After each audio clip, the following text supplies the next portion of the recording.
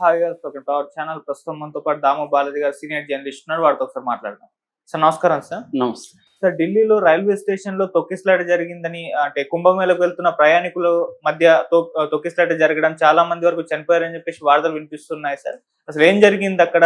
ఇప్పటి వరకు వచ్చిన రిపోర్ట్స్ అంటే ఎంతమంది చనిపోయారు, ఎంతమంది గాయపడ్డారు, దీనికి సంబంధించిన ఏం చెప్తారు సార్? కుంభమేళలో ఆల్రెడీ లాస్ట్ మంత్ తొక్కిసలాట జరిగింది త్రివేణి సంగమం దగ్గర ప్రయాగరాజ్లో. అక్కడ దాదాపు 30 మంది చనిపోయి 300 మంది పైన గాయపడ్డారు. అది మనం చూసాము. సో ఇప్పుడు ఢిల్లీలో మళ్ళీ రాత్రి దాదాపు 10 గంటల ప్రాంతంలో ఢిల్లీ రైల్వే స్టేషన్లో పెద్ద ఎత్తున తొక్కిసలాట, దాదాపు 2000 మంది పైన ఆ ప్లాట్ఫామ్ 14 and 13 and 12 ఈ 3 ప్లాట్ఫామ్స్లో విపరీతంగా విజువల్స్ చూస్తూ ఉంటే భయం వేస్తుంది, అంత భయంకరంగా ఉన్నారు. సో అక్కడ ఏమైందంటే రాత్రి ఆల్రెడీ స్వతంత్ర సేనాని ఎక్స్ప్రెస్, భువనేశ్వర్ ఎక్స్ప్రెస్ ఈ రెండు కూడా రాబోతున్నాయి. దానికోసం ప్లాట్ఫామ్ నెంబర్ 14, 12, 13లలో జనం కిక్కిరిస్తున్నారు. ఈ లోపల 14లో ప్రయాగరాజ్ ఎక్స్ప్రెస్ వచ్చింది. దాన్ని ఒక్కసారిగా ఎక్కడానికి ఏం చేశారంటే, ఇది వీకెండ్ కాబట్టి శనివారం బయలుదేరారు ఎక్కువ మంది. దాంతో ఒక్కసారిగా తొక్కిసలాట జరిగింది ఎక్కేటప్పుడు. అట్లాగే ప్లాట్ఫామ్ నెంబర్ 1 దగ్గర కూడా, ఎస్కలేటర్ దగ్గర కూడా బీభత్సంగా తొక్కిసలాట జరిగింది. సో ఈ తొక్కిసలాటలో ప్రధానంగా ఇప్పటివరకు అందుతున్న సమాచారం బట్టి 20 మంది చనిపోయినారని, 60 మంది గాయపడ్డారని చెప్తున్నారు. వీళ్ళల్లో ఎక్కువ మంది అంటే 14 మంది వరకు స్త్రీలు, 4 పిల్లలు ఉన్నారు. మిగతా ఈ 16-18 మంది, ఇంకొక 2 మగవాళ్ళు ఉన్నారు అనేది ఇప్పటివరకు వస్తున్న ఇది. ఇంకా కూడా జరిగే అవకాశం ఉంది, ఎందుకంటే సీరియస్ గాయపడిన వాళ్ళు కూడా హాస్పిటల్లో చనిపోయే అవకాశం ఉంది. ఆల్రెడీ వాళ్ళని లోకనాయక్ జయప్రకాష్ నారాయణ హాస్పిటల్, రామ్ మనోహర్ లోహి హాస్పిటల్కి తీసుకెళ్లారు. ఆల్రెడీ దీనికి మోడీ దిగ్భ్రాంతి వ్యక్తం చేశాడు, అమిత్ షా మాట్లాడాడు, తర్వాత అశ్విని వైష్ణవ్ రైల్వే శాఖ మంత్రి ఆయన మాట్లాడారు, Delhi lieutenant governor Saxena, Congress party నుంచి ఖర్గే, రాహుల్ వీళ్ళందరూ కూడా దిగ్భ్రాంతి వ్యక్తం చేశారు. ఆల్రెడీ గతంలో కూడా ప్రయాగ్రాజ్లో ఎప్పటి నుంచో 1820 నుంచే ఇవి జరుగుతున్నాయి. 1820లోనే 485 మంది తొక్కిసలాట్లో చనిపోయారు. ఆ తర్వాత 1840లో చనిపోయారు, 1906లో చనిపోయారు, మళ్ళీ పెద్ద ఎత్తున చనిపోయింది 1954 నెహ్రూ ప్రధానమంత్రిగా ఉన్నప్పుడు 800 మంది చనిపోయారు.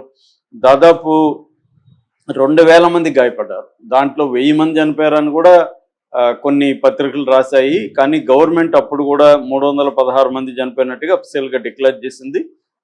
ఏదేమైనా 100 మంది అయితే 1954లో చనిపోయారు, తర్వాత 1986లో చనిపోయారు, మళ్ళీ 2003లో కూడా నాసిక్లో 39 మంది చనిపోయారు, 2010లో 7 మంది చనిపోయారు, 2013లో హరిద్వార్లో 40 మంది చనిపోయారు. సో వరుసగా ఎప్పుడు కుంభమేళాలు జరిగిన, కుంభమేళాలు అనేవి మామూలుగా మనకి ఒక టైం పీరియడ్ ఉంటుంది. జనరల్గా కుంభమేళ అనేది 4 సంవత్సరాలకు ఒకసారి జరుగుతుంది, అర్ధ కుంభమేళ అనేది 6 సంవత్సరాలకు ఒకసారి, పూర్ణ కుంభమేళ అనేది 12 సంవత్సరాలకు ఒకసారి జరుగుతుంది, మహాకుంభమేళ అనేది 144 ఏళ్ళకి ఒకసారి జరుగుతుంది.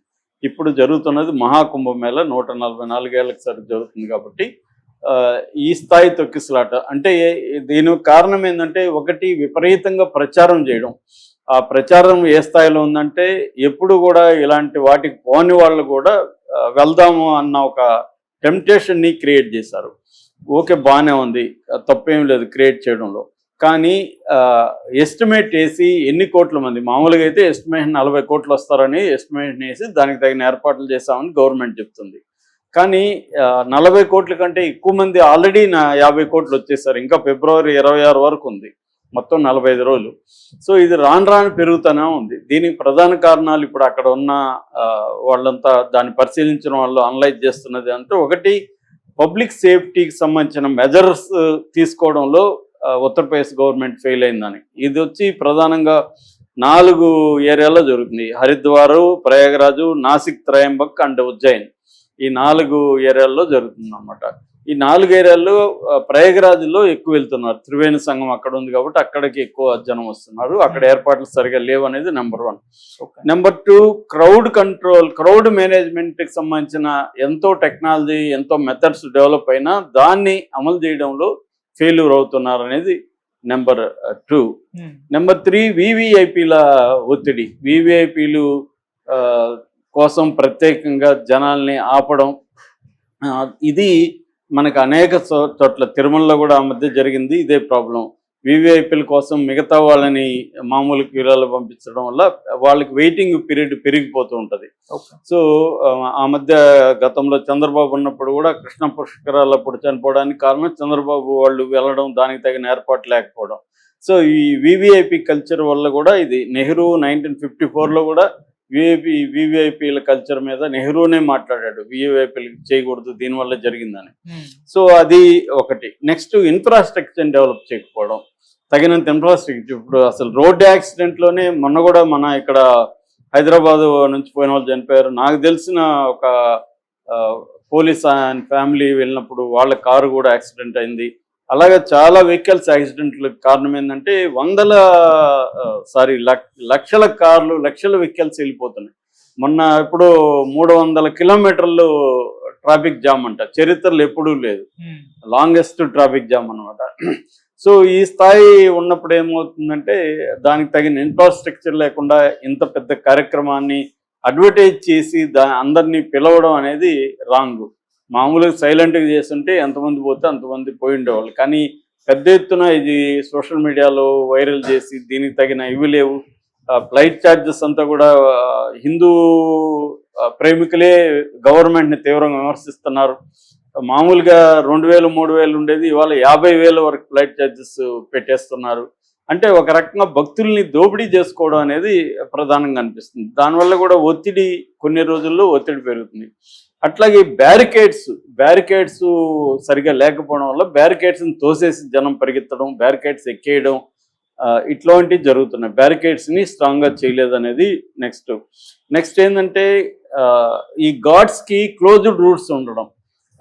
కొన్ని ఘాట్స్లోనే ఇప్పుడు విచిత్రం ఏంటంటే నది ఉంది, నది ఎప్పుడు అదే నీళ్ళే, ప్రత్యేక అమావాస్య రోజు నీళ్లు మారవు, మామూలుగా కూడా పోయి స్నానం చేయొచ్చు. కానీ మౌన అమావాస్య రోజని ఒకరు ఆ పవిత్ర స్థానాలు, అది అమృత స్థానాన్ని పేరు పెట్టి ఆ రోజే చేయాలనడం వల్ల ఆ రోజు ఎక్కువ మంది వెళ్ళడం. మనకు మొన్న జరిగింది కూడా మౌన అమావాస్య రోజే జరిగింది. సో ఇటువంటి ఇవి మార్చాలి, భక్తుల్ని ఎడ్యుకేట్ చేయాలి. మీరు మామూలు రోజుల్లో కూడా చేయండి, సపరేట్గా అమృత స్థానాలు ఏమో పెట్టకూడదు. ఇవి చేయడం వల్ల ఏమవుతుందంటే అందరికీ అదే రోజు పోటీ అదే రోజు చేయాలి స్నానం అనే ఒక ఇది వచ్చేసిన ఒక క్రేజ్ అనేది జనాల్లో క్రియేట్ అయింది. దానికి తగినట్టుగా ఎక్కువ ఘాట్స్ ఏర్పాటు చేయకపోవడం, దాంట్లో క్లోజ్డ్ రూట్స్ ఉండడం, దీనివల్ల కూడా జరుగుతుంది. ఖచ్చితంగా ఇది ప్రభుత్వాల వైఫల్యం. ఎందుకంటే నేను చెప్పినట్టుగా 1820 నుంచి కుంభమేళాల్లో మనకు తెలిసిన చరిత్ర, అక్కడి నుంచి కుంభమేళాల్లో తొక్కిసలాట జరుగుతూనే ఉన్నాయి.